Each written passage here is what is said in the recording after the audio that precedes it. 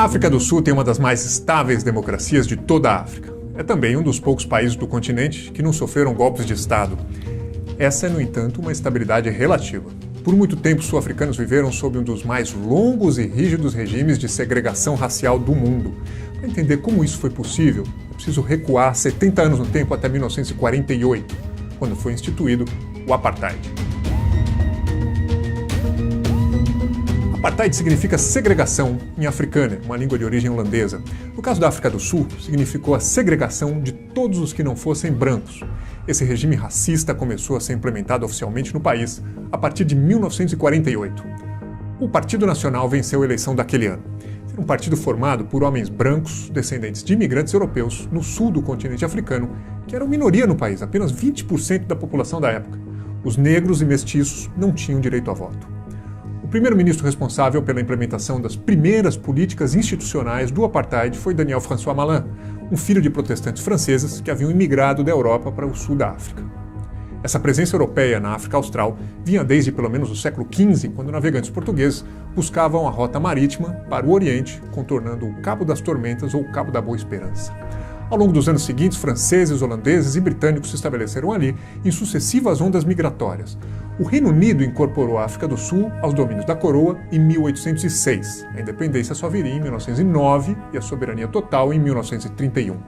Ao longo de todo esse período, esses imigrantes europeus e seus descendentes, nascidos na África do Sul, editaram uma porção de normas racistas, restringindo o direito dos negros e dos mestiços ao livre deslocamento, à propriedade de terras e ao direito de votar. Mas foi só no pós-guerra, em 1948, que o Apartheid ganhou uma forma institucional. Em 1949, é publicada uma lei que proíbe todos os casamentos interraciais na África do Sul.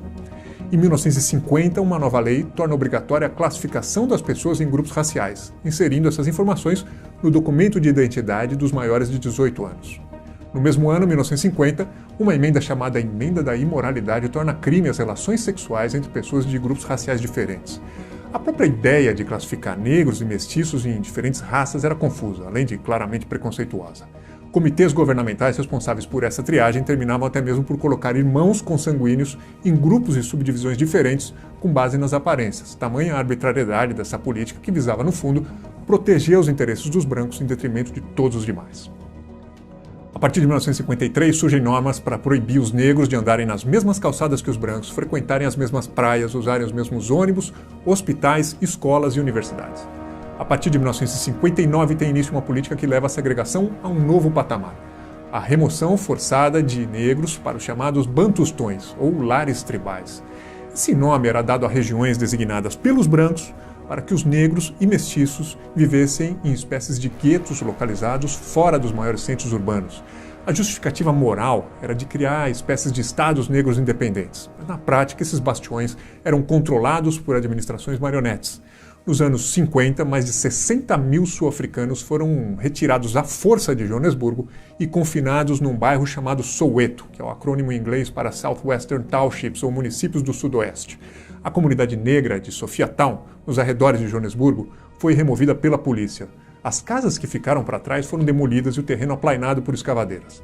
Os novos moradores, brancos, batizaram o local com o nome de Triunfo. Esse fenômeno, que se manteve pelos anos 1960, 70 e 80, é considerado uma das maiores remoções populacionais forçadas da história.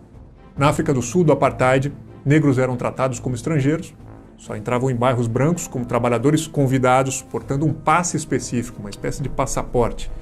Em 1960, moradores do bairro negro de Sharpeville queimaram seus passes na frente da polícia, que respondeu matando 69 manifestantes.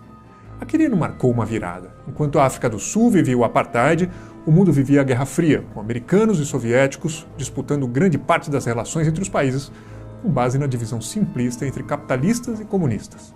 Temendo que os movimentos de resistência dos negros sul-africanos pendessem para o lado dos soviéticos, muitas potências ocidentais, sobretudo o Reino Unido e os Estados Unidos, toleraram o Apartheid.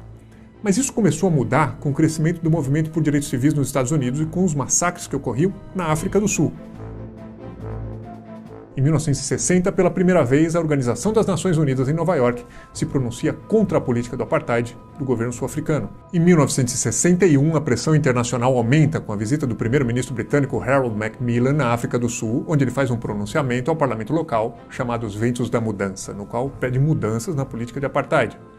Porém, nenhuma dessas pressões externas teria um efeito se não fosse a luta dos próprios negros sul-africanos, e entre eles, um em especial: Nelson Mandela.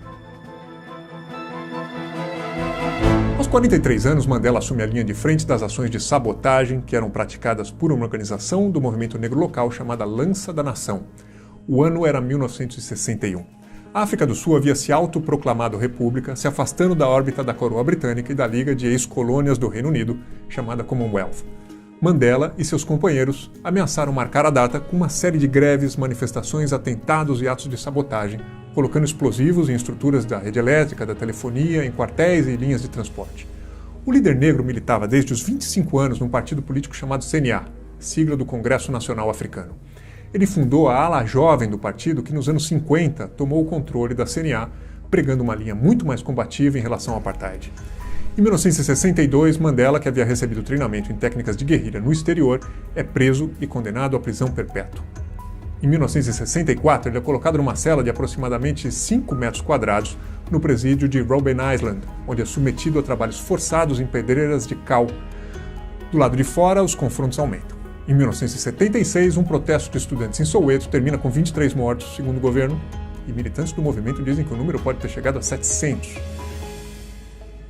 É nesse contexto que Mandela permanece detido 18 anos em Robben Island, até 1982. Em seguida, ele passa por outros presídios do país.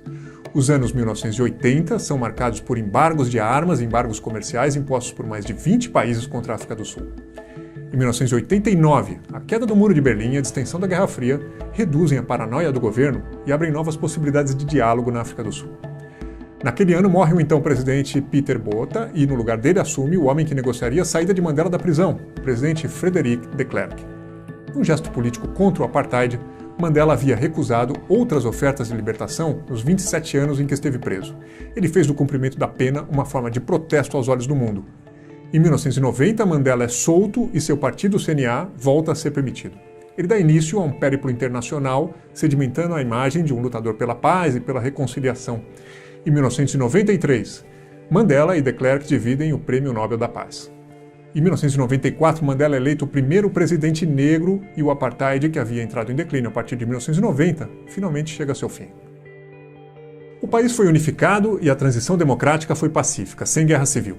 Inaugurou-se uma era de otimismo com o fim das divisões étnicas institucionalizadas e com a ascensão da imagem da nação arco-íris, que garantiria direitos iguais a pessoas de todas as cores.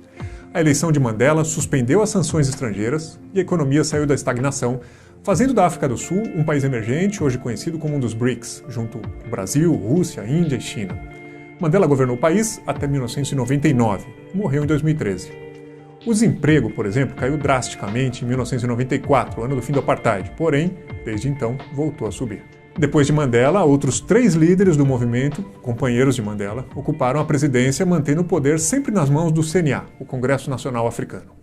O mais recente dos 3, Jacob Zuma, acabou renunciando em fevereiro de 2018, quando o apartheid completou exatamente 70 anos. Zuma foi acusado de envolvimento em casos de corrupção. A história revolucionária do CNA, o partido de Mandela, passou desde então a se fundir com acusações de desvios de recursos e outros crimes. O ciclo de luta contra o apartheid estava encerrado, mas isso não foi suficiente para acabar com os graves problemas sociais e econômicos do país.